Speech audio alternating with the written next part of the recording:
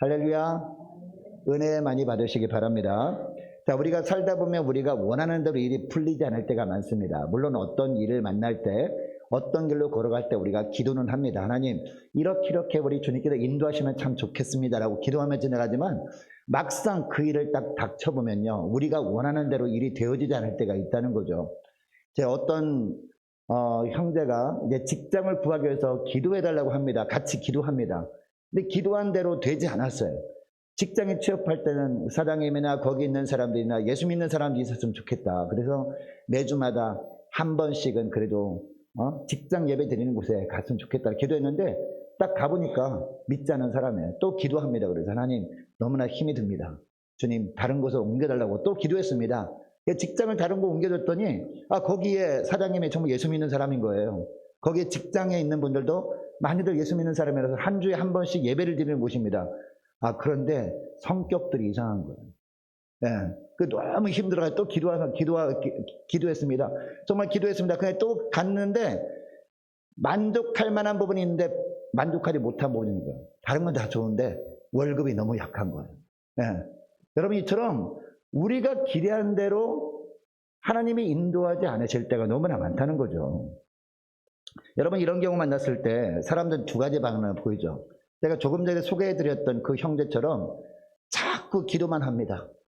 어려운 환경 만나면 그 환경을 믿음으로 뛰어넘을 생각하지 않고 자꾸 이렇게 기도하면서 또 새롭게 기도하다 보면 믿음의 전진을 이루지 못하며 살아갈 때가 많다는 거죠. 그런 사람이 있는 반면에 또 어떤 사람은요, 지금 닥친 어려움은 또 하나님께서 믿음으로 뛰어넘으라고 주신 환경일 수 있다라고 하면서 거기에 묵묵히 지키면서 믿음으로 그 환경을 뛰어넘는 사람들이 있습니다.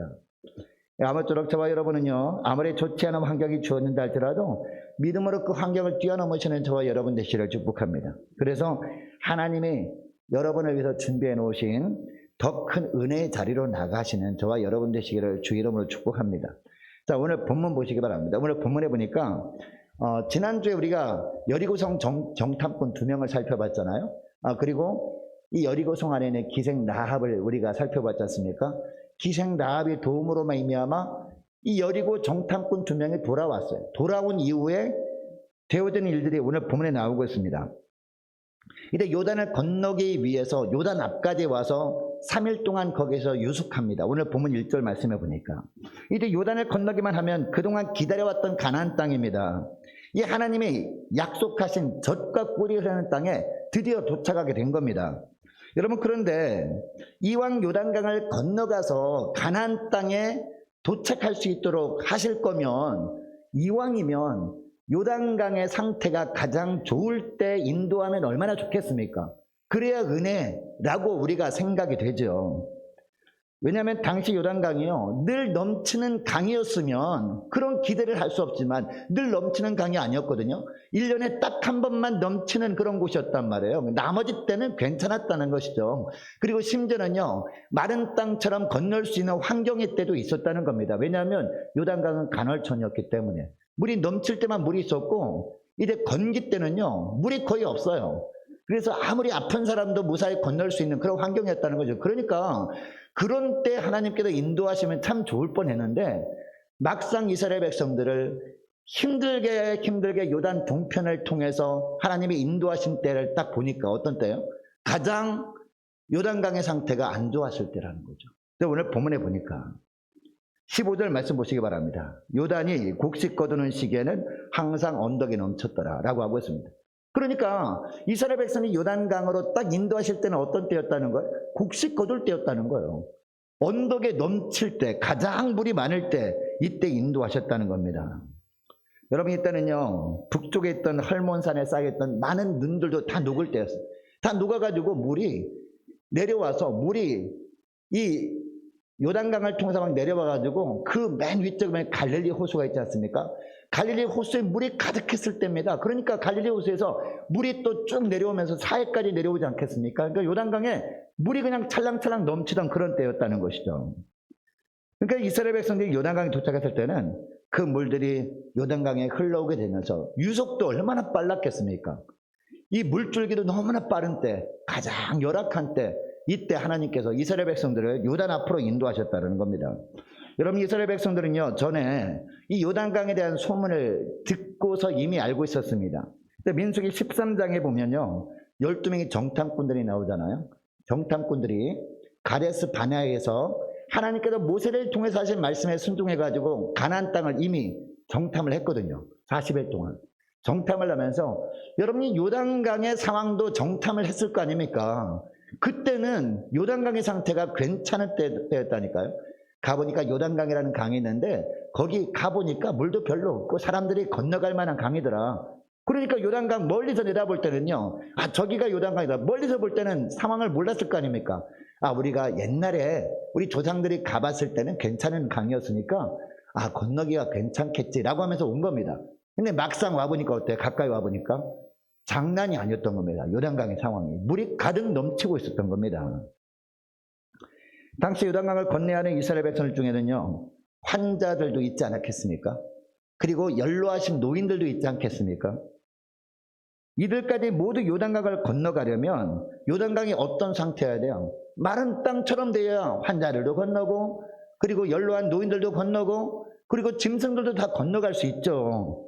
그런데 1년 중에서 물이 가장 많을 때, 거기다가 유속도 제일 빠를 때, 가장 열악할 때, 이런 요단강 앞으로 이스라엘 백성들을 하나님께서 인도하셨다는 겁니다. 여러분, 이스라엘 백성들은요, 자신의 앞길에 가장 최대의 난관을 만났다라고 할 수 있습니다. 여러분, 우리도 살다 보면 반드시 건너기는 해야 되는데 우리 생각으로는 도저히 건너지 못할 것 같은 그런 인생의 강들을 간혹 만나기는 합니다. 그것이 여러 종류의 슬럼프일 수 있습니다. 그리고 여러 가지 어려운 여건과 환경일 수 있습니다. 여러 가지 삶의 힘든 상황을 만나곤 하는데, 그럼에도 불구하고 하나님께서 이런 열악한 환경이 요단강으로 우리를 인도하신 이유가 뭘까요?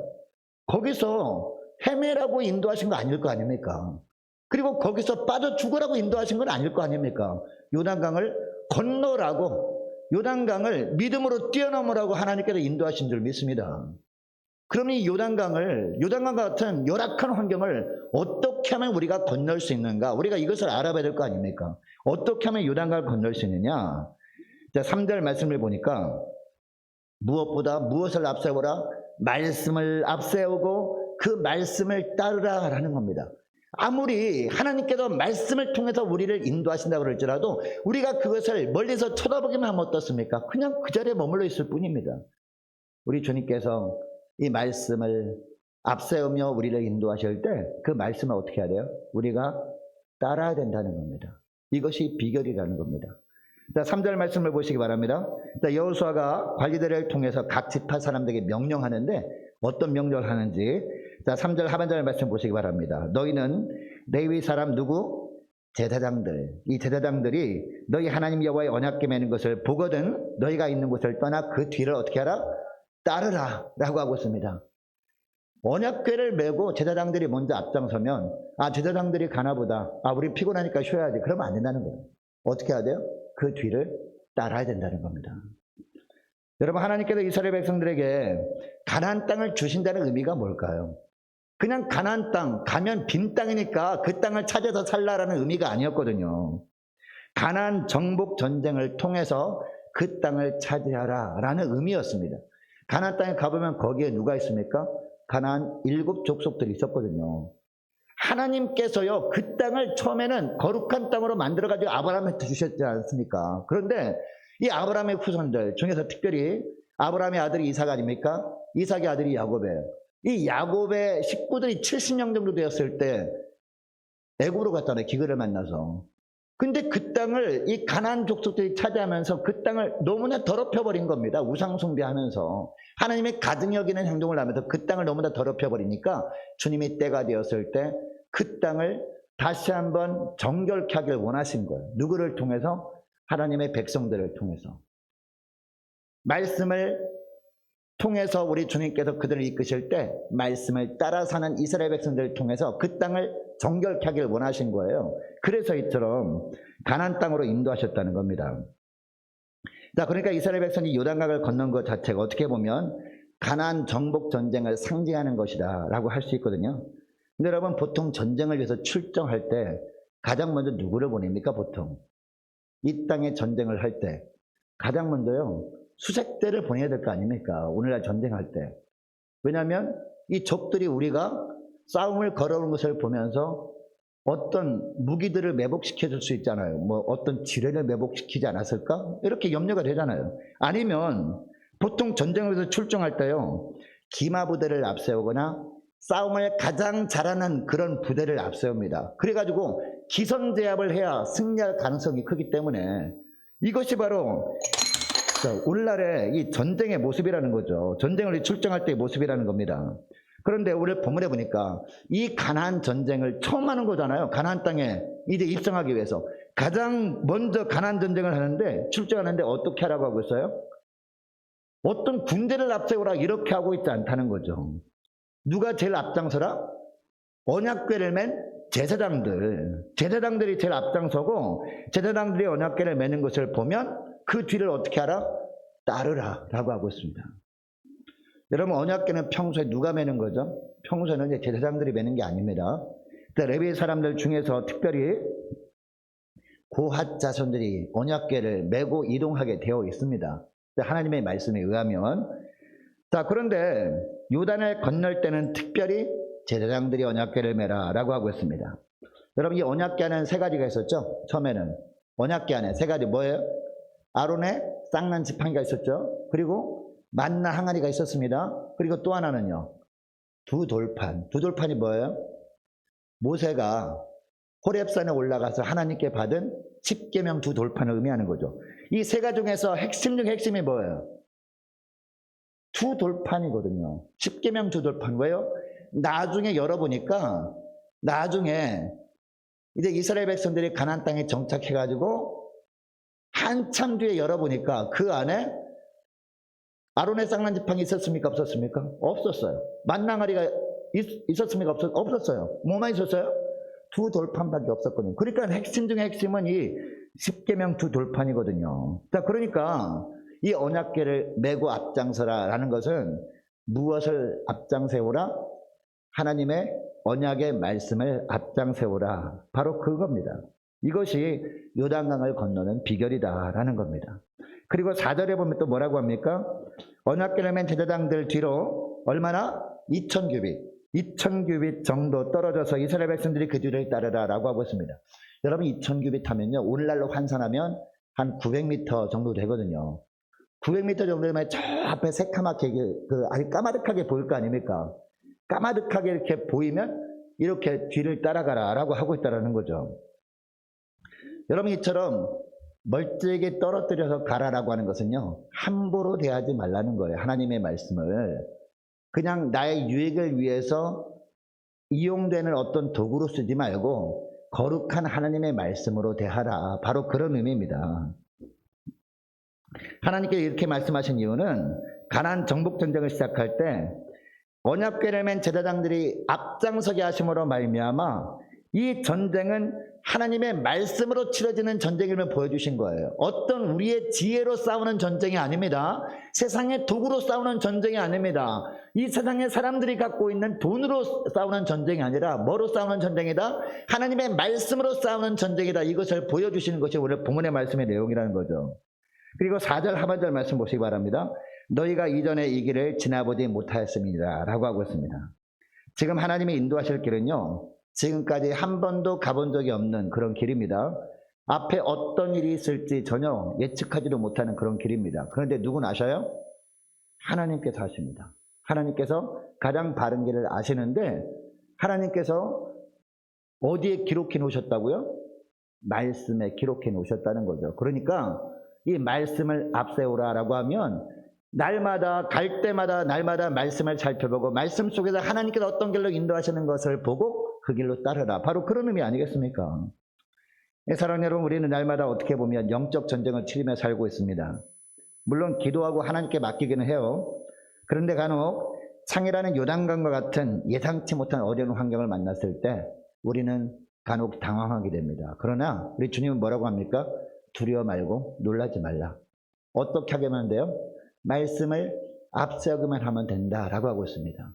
우리 주님께서 그래서 기록된 말씀을 우리에게 허락하셨고 이 기록된 말씀이 선포되는 예배를 주님께서 우리에게 허락하신 줄 믿습니다. 여러분 한 주간 지낼 때도요. 월화수목 금토 주일이 있는 것이 아니라 달력에 보면 주일이 제일 먼저 있잖아요. 주일이 먼저 있고 그 다음에 월화수목 금토가 있죠. 어떤 뜻입니까? 가장 먼저 예배를 드림으로 말미암아 말씀을 앞세우고 한 주간 지나가라 뭐 그런 뜻 아니겠습니까? 우리가 어떤 문제를 만났을 때 하루로 살아갈 때 우리가 내일을 살아보지 않았기 때문에 내일 어떤 일이 우리에게 주어질지 몰라요.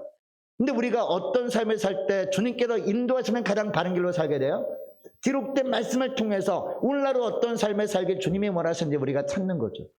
그리고 발견하게 되면 그렇게 순종하며 갈 때 우리는 넘어지지 아니하고 우리는 시험당하지 아니하고 우리가 실수하지 아니하고 주님께서 인도하시는 길 걸어갈 수 있다는 겁니다. 여러분 이것을 기억하시고 어떠한 일을 하기 전에도 그리고 하루로 살아갈 때 무엇보다 하나님의 말씀을 앞세우시는 저와 여러분 되시기를 축복합니다. 이 말씀을 앞세우고 인도하시는 그 주님의 뒤만 따라가시는 저와 여러분 되시기를 축복합니다. 자, 그러면 이처럼 말씀을 앞세우고 말씀을 따를 때 자세가 중요하다라고 하거든요. 그냥 단순히 말씀만 앞세우면 가면 되는 게 아니라는 거죠. 말씀을 앞세우고 갈 때 우리가 어떤 자세로 말씀을 따라가야 되느냐. 자, 오늘 보면 5절 6절 말씀인데요. 우리 자신을 어떻게 해야 돼요? 성결케 해야 된다라는 거죠. 네. 자, 5절 6절 말씀은 자 우리 함께 읽습니다. 시작. 여호수아가 또 백성에게 이르되 너희는 자신을 성결하게 하라. 여호와께서 내일 너희 가운데 기이한 일들을 행하시리라. 여호수아가 또 제사장들에게 말하여 이르되 언약궤를 메고 백성에 앞서 건너라 하매 곧 언약궤를 메고 백성에 앞서 나아가니라. 아멘. 여러분 이제 전쟁을 앞두고 백성들이 해야 될 일이 뭐라고 하고 있습니까? 무기를 갈고 닦으라 이렇게 하지 않습니다. 신발을 조여매라 허리띠를 졸라매라 이렇게 말하지 않아요. 가장 먼저 해야 될 것이 뭐라고요? 자신을 성결하게 하는 거예요. 이게 정말 중요하다는 거예요. 각자가 자신을 성결하게 하는 것이 하나님이 원하시는 전쟁 준비라는 겁니다. 그러니까 백성들이 가나안 전쟁에서 승리할 수 있는 비결은 자신을 성결하게 하는 것이에요. 왜요? 자신을 거룩하게 할 때 거룩하신 하나님께서 이 전쟁의 주인 아닙니까? 전쟁에서 승리하시는 분이 우리 하나님 아닙니까? 하나님께서 거룩한 도구로 사용해 주시기 때문에 우리가 준비할 것이 뭐다? 각자 자신을 성결하게 하는 거다라는 거죠. 여러분 우리가 예배 드릴 때마다 하나님께서 예배를 통해서 하늘의 은혜를 부어주십니다. 그 은혜를 받습니다. 은혜만 부어주십니까? 예배 끝나고 세상으로 파송하시거든요. 세상으로 보내시는데요. 여러분 세상에서 우리가 살아가는 하루하루의 삶이 어떤 삶이에요? 전쟁이라는 겁니다. 어떤 전쟁? 영적 전쟁이라는 겁니다. 가나안 전쟁을 우리가 날마다 살아가고 있단 말이에요. 여러분 이때 하나님께서는 우리를 통해서 승리의 축복을 주시길 원하시는데 우리가 준비할 게 뭐라고요? 자신을 어떻게 하는 거예요? 성결하게 하는 것이다 라고 말씀하는 거죠. 주님이 거룩하신 분이기 때문에 우리가 거룩한 삶, 구별된 삶을 살아갈 때 거룩한 주님의 도구로 쓰임받게 되는 것입니다. 그러니까 우리가 성결한 삶을 살지 않잖아요. 그냥 세상과 적당히 섞여 살면서 세상이 하는 거 다 행하면서 그냥 말씀만 단순히 앞세운다? 백전백패합니다. 그 예가 뭡니까? 그 예가 여러분 이스라엘 백성들이 사사기에 보면은 이스라엘 백성들이 그걸 경험했잖아요. 그냥 자기의 삶은 엉망으로 살면서 가나안 땅에 들어와 살긴 합니다. 그러나 가나안 일곱 족속들이 행하는 것들을 그냥 그대로 본받으면서 전쟁이 벌어졌을 때 단순히 그냥 언약궤만 앞세운다? 여러분 이겼습니까? 실패했습니까? 실패했어요. 심지어 언약궤를 빼앗기까지 했다는 거죠. 그리고 전쟁에 참여한 장수들도 죽고요. 너무나 많은 백성들이 희생을 당하고 말았다는 겁니다. 오늘날도 똑같습니다, 여러분. 우리가 말씀을 앞세우는 것도 물론 중요합니다. 그런데 더 중요한 게 뭐예요? 말씀을 앞세우면서 우리 날마다 성결한 삶을 살아가는 거예요. 세상에 행하는 모든 것들을 다 본따라하면서 적당히 그냥 세상과 젖어 사는 것이 아니라 구별된 삶을 살아가는 거예요. 우리가 영적으로 육적으로 구별된 삶을 살아가면서 말씀을 앞세울 때 비로소 우리에게 승리가 주어진다. 하나님이 승리하시고 승리를 우리에게도 주신다라는 말씀을 하는 겁니다. 우리가 세상과 적당히 묻어서 살게 되면요, 그것은 세상에 맛을 내는 소금이 아니라 맛을 잃은 소금이 되는 거예요. 맛을 내는 소금이 될 때 비로소 세상이 더 이상 썩지 않는 거예요. 세상이 막 썩어가고 있다고 막 한탄만 할 것이 아니라 우리가 어떻게 하면 돼요? 맛을 내는 소금이 되는데, 맛을 잃은 소금이 되면 어떻게 합니까? 세상이 더 이상 썩지 않는 것이 아니라요, 세상이 우리를 밟아버려요. 밟히는 소금 되고만 하는 거죠.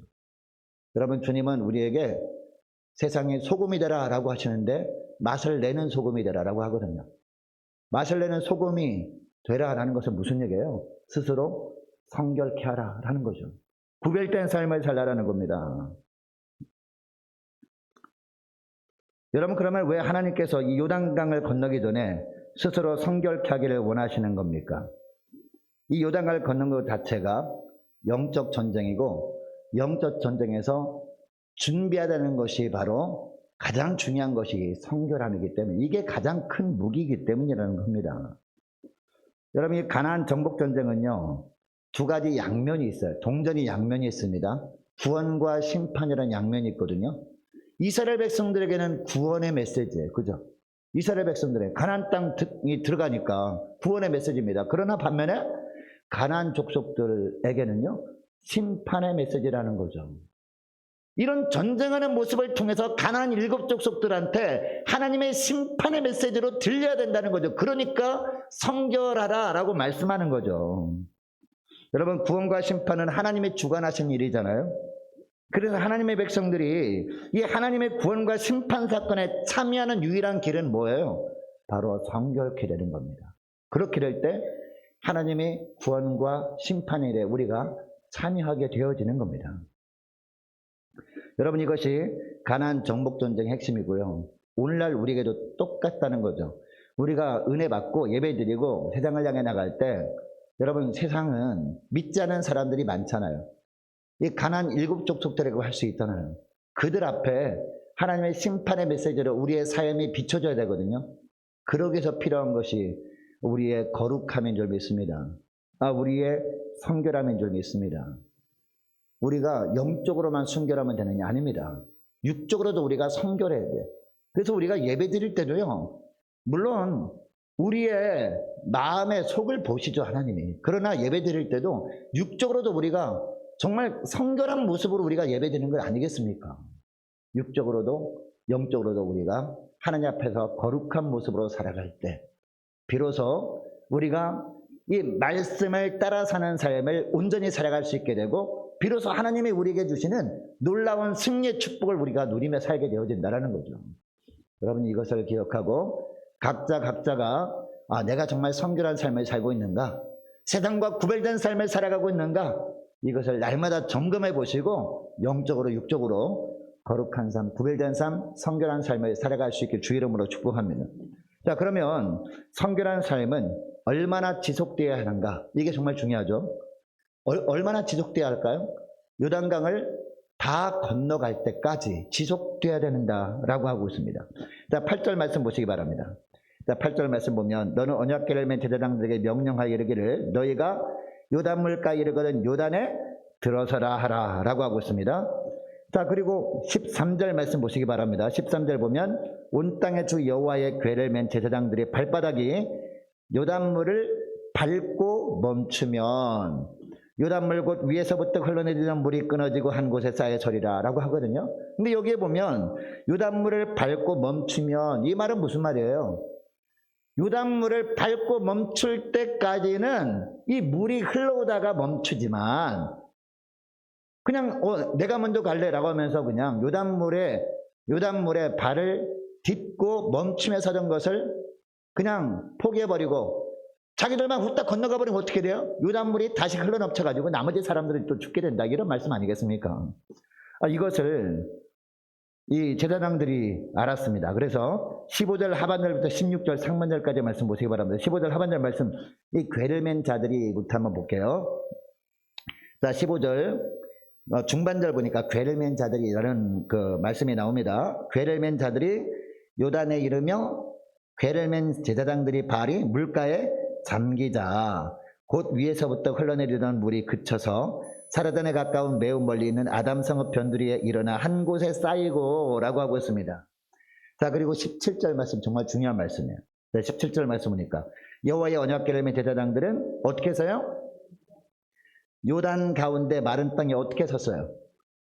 굳게 섰고. 이게 중요합니다. 네. 백성들이요, 요단강을 다 지날 때까지 여러분 이 언약궤를 맨 제사장들이 발이 어디에 있었어요? 요단 강물 거기에 발을 딛고 서 있었다라는 겁니다. 그러니까 이처럼 지속적으로 물이 끊어지고 마른 땅처럼 되어짐으로 말미암아 모든 이스라엘 백성들이 이제 다 건너게 되었다. 이 말씀을 하고 있습니다. 사랑하는 여러분, 오늘날 제사장들이 누굽니까? 오늘날 제사장들 누구예요? 저와 여러분이 다 제사장들입니다. 만인 제사장 시대입니다. 믿습니까? 왜냐하면 베드로전서에 보면 우리를 뭐라고 합니까? 왕 같은 제사장들이라고 하잖아요. 전부 다 우리는 제사장들입니다. 그러니까 이 말씀은요, 바로 저와 여러분을 향한 도전의 메시지라는 것을 기억할 수 있기를 원합니다. 이 말씀은 오늘날 예수 믿는 모든 분들에게 하나님께서 사명을 주시는 말씀이란 말이에요. 제사장들이 언약궤를 메고 요단강에 들어갈 때 강물이 멈췄다는 것을 통해서 하나님께서 우리에게 어떤 말씀을 하시는 거예요? 우리가 언약궤를 메고, 즉 하나님의 말씀을 가지고 우리가 담대하게 세상 가운데 뛰어들어서 하나님이 보내시는 곳에 굳게 서 있어야 된다는 겁니다. 이동하면 안 된다는 거예요. 그곳에서 우리가 말씀 충만한 가운데 살아가게 되면, 언약궤를 맨 자체가 말씀 충만한 삶 아닙니까? 말씀 충만한 삶을 살게 되면 아무리 우리가 있던 곳이 그동안 세상적인 악한 흐름 가운데 있다 그럴지라도 그 흐름이 끊어지게 하신다. 하나님이 그 기적을 보여주신다라는 거죠. 우리가 가는 곳이 너무나 악한 흐름들이 있습니다. 악한 기운들이 있단 말이에요. 우리가 기도합니다. 하나님, 저곳에 가지 않게 하시고 좋은 흐름이 있는 곳으로 가게 달라고 기도하는 것도 물론 필요하죠. 근데 우리가 순종함으로 갔는데 우리가 기도한 대로 되어지지 않는 곳이란 말이에요. 여전히 악한 흐름들이 있는 곳이에요. 너무나 우상 숭배가 만연하고 심지어는 정말 우리가 상상하지 않은 그런 흐름들이 있단 말이에요. 악한 흐름들이. 그러나 하나님이 그곳에 보내셨다면 우리가 어떻게 하면 돼요? 우리가 영적인 제사장이 되어서, 왕같은 제사장이 되어서 언약궤를 메면 되는 거예요. 언약궤를 맸다가 힘들다고 언약궤를 내렸다 하지 말고 언약궤를 메면 되는 거예요. 말씀 충만한 가운데 거기 서 있으면 결국은 이처럼 제사장의 사명을 감당하는 우리 한 사람 한 사람을 통해서 하나님께서 우리가 가서 거하는 곳에 함께 있는 사람들까지도 건너가게 하신다. 이 말씀을 하는 것 아니겠습니까? 우리가 학생이든 우리가 직장인이든 사업을 하는 사람이든 가정주부든 상관이 없어요. 모든 영역에서 하나님이 맡기신 이 제사장의 역할을 감당할 때 무엇보다 먼저 우리가 만인 제사장으로서 이 언약궤를 매는 그런 역할을 감당할 때, 그리고 거기에 서 있는 역할을 감당할 때 우리 주님께서 변화시켜 주시는 거란 말이에요. 여러분, 우리가 기도하죠. 하나님, 우리가 있는 이 가정을 변화시켜 주세요. 우리가 처해 있는 이 공동체를 변화시켜 주세요 라고 기도할 때요, 하나님께서 기도 응답을 어떤 순서로 하시는지 아십니까? 가장 먼저 우리 자신을 변화시켜 주세요. 그동안은 나는 그냥 대충 살면서 아무렇게나 살면서 다른 사람이 변화되길 원했지만, 이제는 내가 먼저 만인 제사장으로서, 내가 먼저 왕같은 제사장으로서 내가 먼저 언약궤를 매는 역할을 해야 되는구나 라고 깨닫게 하신단 말이에요. 그리고 그곳에서 언약궤를 지속적으로 매면서 말씀 충만한 삶을 살면서 내가 버텨야지. 언제까지? 주님께서 이 환경을 변화시킬 때까지 내가 버텨야지. 하나님, 버티게 해주세요. 기도 제목까지 달라지게 우리를 먼저 변화시켜 주시는 거예요. 그 다음에 변화된 우리를 통해서, 우리의 순종을 통해서, 우리가 사명 감당하는 것을 통해서 하나님께서 그 공동체를 변화시켜 주시는 하나님이란 말이에요. 요단강의 상황을 변화시켜 주셨잖아요. 누구를 통해서? 가장 먼저 제사장들을 통해서, 제사장들이 사명 감당하는 모습을 통해서 변화시켜 주셨다는 겁니다. 여러분, 이제 말씀을 뵙길 원하는데요, 우리가 남한산성 같은 그 옛 도성을 지나다 보면 산성들이 무엇으로 쭉 이렇게 둘러져 있습니까? 돌들, 그죠? 그 돌들도 엄청나게 큰 돌들, 네모난 돌들로 쫙 돼 있거든요. 그리고 어떤 사람이, 대부분 사람들 그냥 구경만 하다가 사진만 찍고, 근데 어떤 사람이 궁금했어요. 옛날에는 이 돌을 굴착하는 기술도, 그 기계들도 따로 없었을 텐데 이 엄청난 돌들을 네모 반듯하게 어떻게 잘랐을까 궁금했어요. 궁금해가지고 이제 그 안내원이 있을 거 아닙니까? 그 안내원한테 물어봤어요. 옛날 뭐 조선시대나 고려시대는 그런 기술도, 그런 기구도 없을 텐데 어떻게 네모네모 이렇게 멋있게 이렇게 잘랐느냐, 이렇게 물어봤어요. 물어봤는데 그 안내원이 이처럼 대답을 합니다. 옛날에는 그런 기기가 없었기 때문에 그 엄청나게 큰 돌들을 네모네모 자를 때 방법이 있다는 겁니다. 어떻게 하느냐? 그 큰 돌 위에다가 일직선으로 구멍을 낸대요. 구멍을 뽕뽕뽕뽕 낸 다음에, 근데 거기에 이 참나무 쐐기들 있잖아요. 참나무 쐐기들을 다 박았대요. 박은 다음에 내버려 두는 것이 아니라 거기다가 물을 계속 붓는 거예요. 그 구멍에다가, 참나무 쐐기 박은 구멍에 물을 계속 부으면 어떻게 될까요? 나무가 어떻게 될까요? 나무가 물을 먹어가지고 나무가 속에서 팽창한다는 거예요. 팽창하면 때가 되면요, 뿌지직 하면서 뭐가 갈라져요? 돌멩이가 갈라진대요. 여러분, 참나무 쐐기 하나만 가지고 아무리 두드린다고 여러분 그 나무가 갈라집니까? 갈라져라 나무에 한다고 갈라져요? 안 갈라집니다. 근데 구멍 뽕뽕뽕 난 곳에 참나무 쐐기들을 다 일렬로 박은 다음에 거기에 물을 계속 붓다 보면은 이게 나무에 물이 계속 먹으면서, 나무가 먹으면 팽창되잖아요. 그죠? 나무가 마르면 쪼그라들고 팽창되면서 그 안에서 이 돌멩이가 일직선으로 쫙 갈라진다는 거예요. 예. 그렇게 하면서 이 돌멩이를 자른다라는 거죠. 제가 무슨 말씀드리냐, 여러분, 이 큰 돌은요, 우리가 감당하지 못하는 어려운 환경이에요. 우리는요, 그 엄청난, 우리가 감당하지 못할 이 환경을 우리가 어떻게 하지 못하고 우리 자신들은 뭐예요? 바로 참나무 쐐기들이 하는 거죠. 우린 연약합니다. 아무것도 아니에요. 그런데 이처럼 감당하지 못하는 큰 돌멩이 안에 참나무들이 계속 있으면서 물을 공급받았을 때 팽창하면서 이 돌이 갈라지는 것처럼 우리도 어떻게 하면 돼요? 내가 감당하지 못한 환경이니까 하나님 바꿔주세요라고 물론 기도할 수 있지만, 그렇게 기도만 하면서 그냥 외면하는 것이 아니라 거기에 계속 머물러 있는 거. 우리가 어떻게 하면서 계속 은혜의 말씀을 공급받으면서, 말씀을 계속 공급받다면 우리가 뭐 충만하게 돼요? 말씀 충만하게 됩니다. 그리고 성령 충만하게 됩니다. 그러면 성령의 능력이 우리에게 임하면서 환경이 바뀌게 되어진다는 겁니다. 우리 가정이 바뀌어지게 되고, 우리의 교회가 바뀌어지게 되고, 우리의 직장이 바뀌어지게 되고, 학교가 바뀌어지게 되는 거예요. 네. 이 말씀을 하고 있다는 것이죠. 여러분, 세상에 보면 우리를 힘들게 하는 일들이 너무나 많이 일어나고 있죠.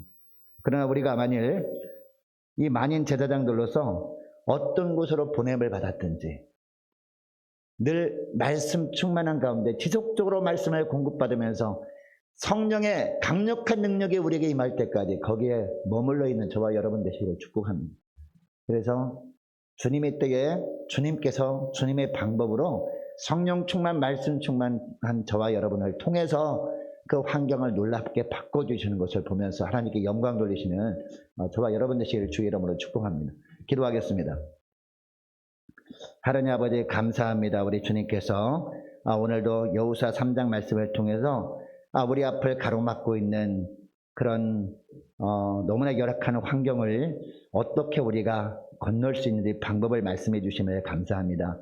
하나님, 무엇보다도 주님께서 이 말씀을 앞세우시며 나갈 때 그 말씀을 따라 나가는 것이 하나님 건널 수 있는 비결이라는 걸 주님 알았습니다. 무엇보다도 우리가 말씀을 앞세우고 이 말씀을 따라 나갈 때 무엇보다 어떤 준비가 필요한지도 말씀해 주심을 감사합니다.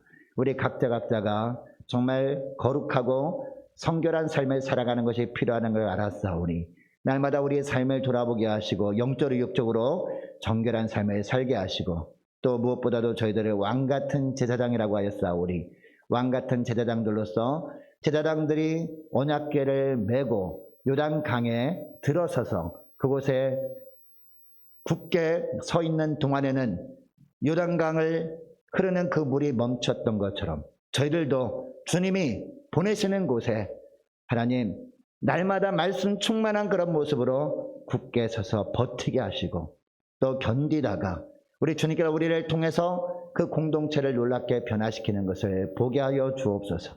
감사드리오며 우리 주 예수님의 이름으로 기도합니다. 아멘.